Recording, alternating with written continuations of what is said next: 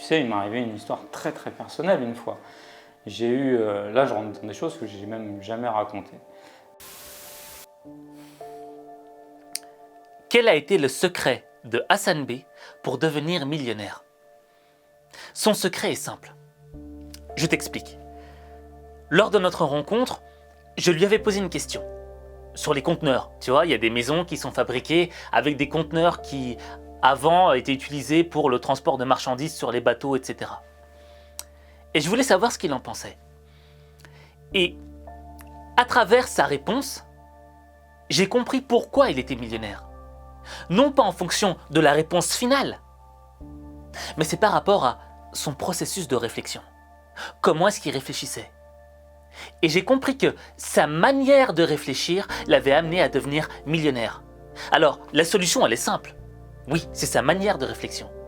Mais le processus pour arriver à ce stade de réflexion demande du travail. Et ce que je te propose maintenant, c'est de voir sa réponse. C'est par rapport à l'immobilier, vu que voilà, on a vu que tu as acheté un hôtel, Ouais. etc. T'as entendu parler des maisons en conteneur? Ouais. Qu'est-ce que tu en penses? Ça peut être intéressant, c'est du clé en main, donc tu achètes un truc déjà tout fait. Ça dépend où tu vas le mettre, ça dépend ton marché, ça dépend ta cible de clientèle que tu as à côté, ça dépend aussi ce que tu en gagnes. Hein. Tu sais, après, c'est une question de maths en fait. Puis c'est surtout, il y a quelque chose que les gens ont tendance à oublier, il y a un principe de base avec l'immobilier qu'on a. Personne ne rappelle. Généralement, quand tu entends ou que tu vois des vidéos sur l'immobilier, tu vas entendre un peu mon rendement, mon cash flow, que des mots un peu comme ça. Mais c'est de savoir ce que tu as acheté, est-ce qu'il est revendable? Ni plus ni moins.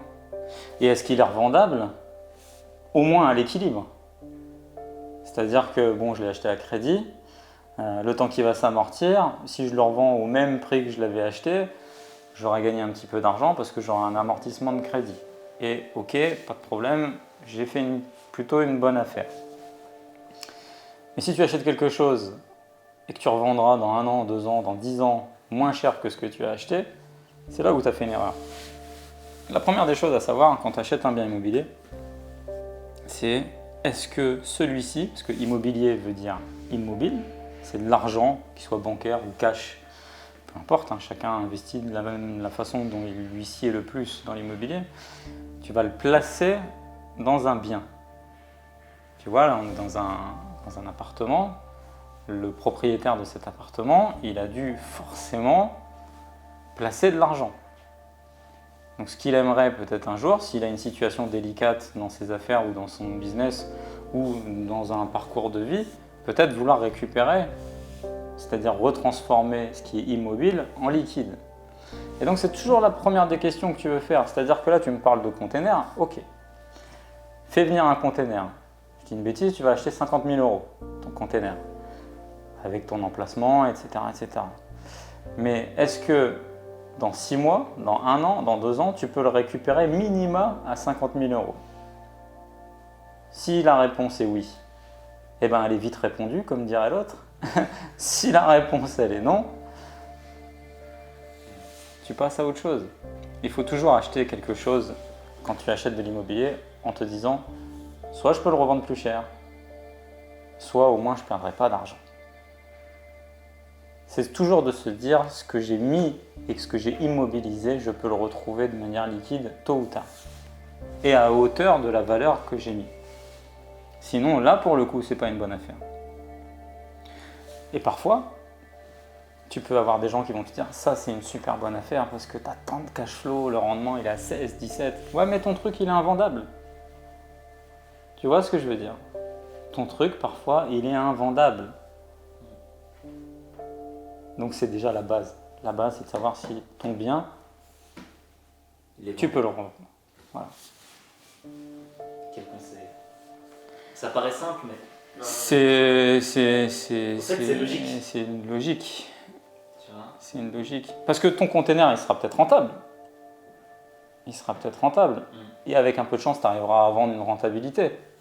Donc tu revendras sensiblement le prix que tu l'as acheté. Mais tu n'as aucune garantie. Tu n'as aucune garantie de ça. En plus de ça, un container, c'est un container qu'on te mettra sur un terrain? Non, en fait, c'était juste une idée. Ah, pardon, moi je pensais que c'était... Vraiment... Moi j'étais en mode, j'étais en mode coaching. Simulons la chose, simulons là. Oui, admettons que je vais acheter un terrain et que je vais le mettre sur un terrain. Alors déjà, il y a le container et l'achat du terrain. Ouais. Donc déjà, est-ce que la valeur terrain, elle va prendre plus de valeur parce que tu y as posé un container plutôt qu'il de faire bâtir quelque chose? Un immeuble ou un pavillon, soyons assez simples. Ça déjà, c'est la première des choses que tu vas te poser. En plus, ce container-là, il est transposable, je pense. Ouais. Moi, j'ai jamais trop senti de valeur réelle. J'aime bien l'idée de l'immobilier et de ce qui est déjà ancré dans le sol. C'est pour ça aussi que je ne fais pas d'immobilier papier. Parce que j'aime la perception du toucher avec ce que tu as fait l'acquisition. Ok, mon argent il n'est pas sur mon compte en banque. Mais par contre, je peux aller faire un câlin à mon hôtel. C'est une bêtise. Tu vois ce que je veux dire? Ça fait bizarre.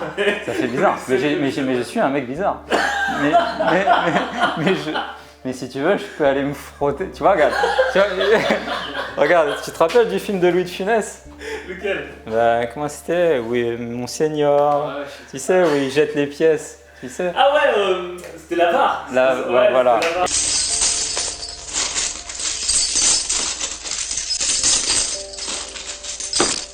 Il en manque une.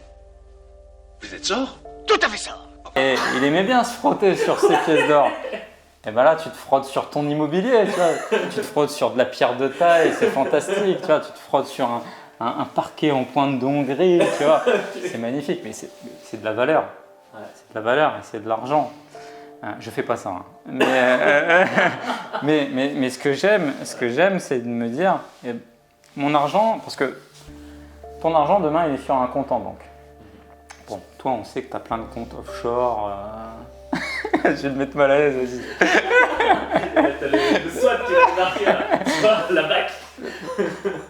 Si tu as, tu as une banque et tu as plein de zéros sur un compte en banque, est-ce qu'aujourd'hui, très sincèrement, tu penses qu'ils t'appartiennent? Pour moi, oui. Pour toi, oui. Ouais. Si demain la banque fait faillite, est-ce que tu penses qu'ils t'appartiennent? Bonne réponse, non. Est-ce qu'aujourd'hui, on a vu des banques tomber en faillite? Ouais. Prends l'exemple du Liban. Le Liban, c'est un pays qui est à plat, avec des gens qui gagnaient très bien leur vie, qui avaient des très belles ressources financières, qui aujourd'hui, banque fermée, banque faillite, on prend les comptes. Il n'y a plus rien. Mesure exceptionnelle pour les banques dernièrement. Les Libanais ne peuvent plus disposer de leur argent librement après l'imposition de plafond sur les retraits. Certains n'ont accès qu'à 200 $ par semaine, somme insuffisante pour couvrir les frais de la vie quotidienne. Tu n'es pas à l'abri que ça t'arrive ici, que ça t'arrive un peu partout, hein, même dans des comptes offshore, sur des banques un petit peu placées, les nouvelles banques. Tu n'es pas à l'abri que ça se ferme du jour au lendemain. Si tu veux, moi je suis assez, et ce n'est que très personnel, hein, mais je préfère me dire, mon bien immobilier, je dis une bêtise, j'ai mis 1 million d'euros sur mon immeuble. Mon immeuble, donc cet argent, il était soit sur mon compte en banque, 1 million d'euros, sachant qu'une banque, elle fait faillite, tu es garanti à 100 000, minima, ça veut dire ça dégage. Je simplifie, hein, vraiment je simplifie. Mais je préfère me dire par protection, et puis en plus de ça, s'il est sur un compte, même un compte rémunérateur, il ne me ramènera pas beaucoup d'argent. Par contre, s'il est sur mon bien immobilier, que je vais faire travailler par de la location, de chambres, de l'exploitation hôtelière, comme je vais faire, ou de l'exploitation locative, comme je fais, en même temps il travaille, en même temps il est placé, et en même temps sur le conseil que je t'ai donné tout à l'heure, il peut redevenir liquide à tout moment quand je le revends. Donc il a beaucoup plus de valeur étant là et en plus de ça en travaillant qu'en stagnant et en ne m'appartenant pas. De toute façon, à partir du moment où tu mets tes revenus, ton argent sur un compte en banque, il ne t'appartient pas. Il appartient à la banque qui joue avec.